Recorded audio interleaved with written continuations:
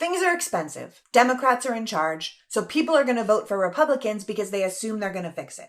But we should be very clear before you do that they won't fix it. They don't have a single plan to fix it. They can't even really pretend they can fix it because inflation is a global phenomenon. To give you an idea, inflation in the US is around 8.3%. In the UK, it's at 10.1%. The inflation rate in the European Union is at 10.9%. Joe Biden and the Democrats are not in charge in any of those other places. But say you want an example of leadership more aligned with the Republicans. Hungary, for example, who the GOP had their leader Viktor Orban as the keynote speaker at not one, but two of their conferences this year. The leader who everyone on the far right, from Fox News to Trump himself, has been touting as the type of leadership America should be embracing.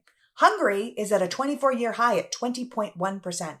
So maybe destroying your free press and running your nation like an intolerant fascist hellscape for anyone who isn't white, straight, and Christian doesn't actually benefit the economy. Inflation is high because we had a once-in-a-lifetime global pandemic that royally screwed with our supply chain. We're living through a wholly unnecessary war in Ukraine because Russian leadership believes they can just take over a sovereign nation because they want to, and that's royally screwed with our supply chain. And because corporations and retailers are taking advantage of the idea of inflation to raise their prices and gouge the consumer, assuming you will blame the government instead of them.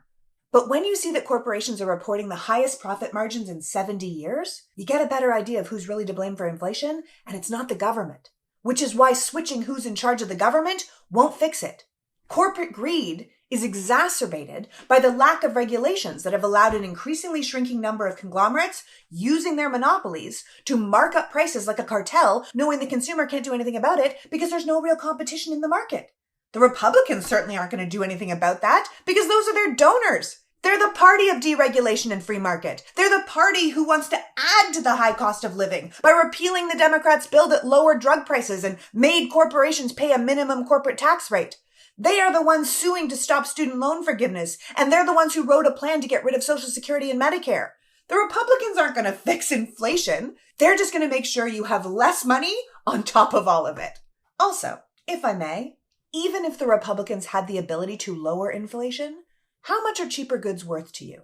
Is 40 cents less for a box of cereal worth your democracy?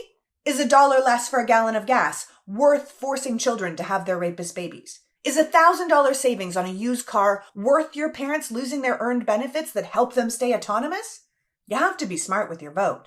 And expecting a party that adds to the deficit every year and continues to give tax breaks and perks and support to the very people causing inflation to be the people to fix inflation is a fool's errand. And I know you're no fool.